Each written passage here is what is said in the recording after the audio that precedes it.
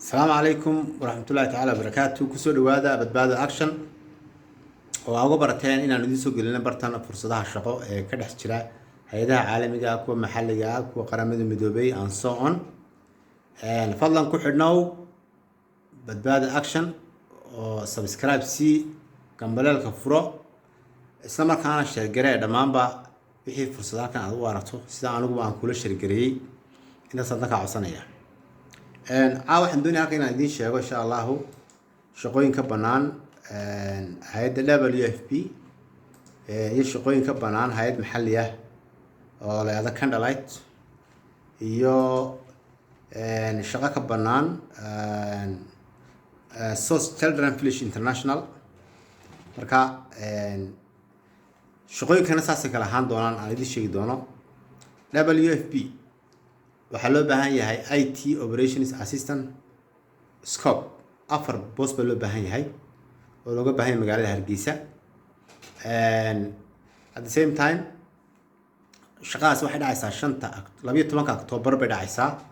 marka fadlan qofkii u diyaar ah ama doonaya inuu shaqada xareeyo waxaan kugula wadaagayaa qaybta message-ka ee YouTube-ka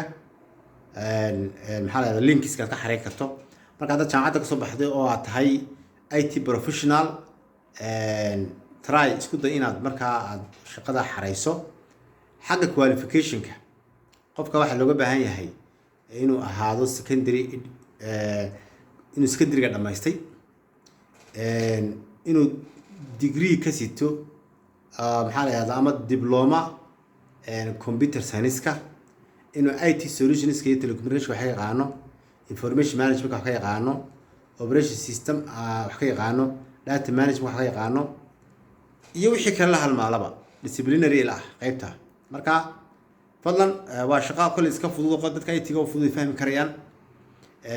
billahi alaykum xareysta qofkii awoodayo xareyso waa shaqo fudud waa shaqo fudud waa afar boss waana hay'adda WFP teamka shaqada qaadayana waa team qualified waa team aan ku dhex jiro wax musuqmaasuq leeyahay وزيرو corruption تانا دي شيء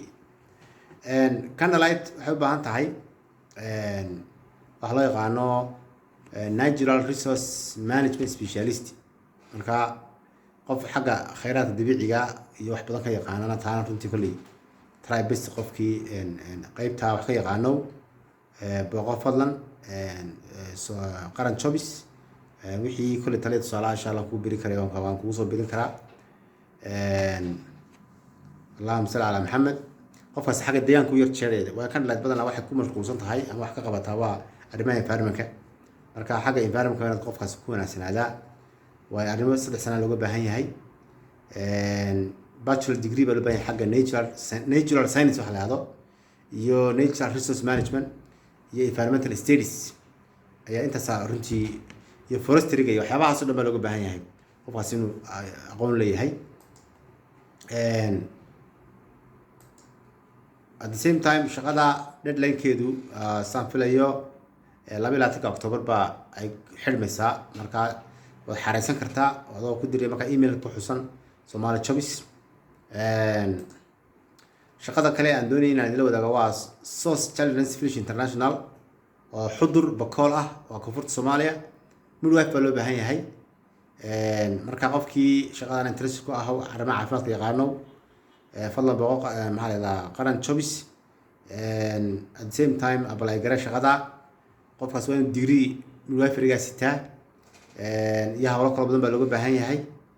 19 October baa shaqadaasi deadline-keedu yahay marka dhammaanba shaqooyinka aan idin sheegayo linkiskooda YouTube-ka aan idin soo dhigaya qaybta message-ka soo dhigay insha Allah. Assalamu alaykum warahmatullahi ta'ala wabarakatuh.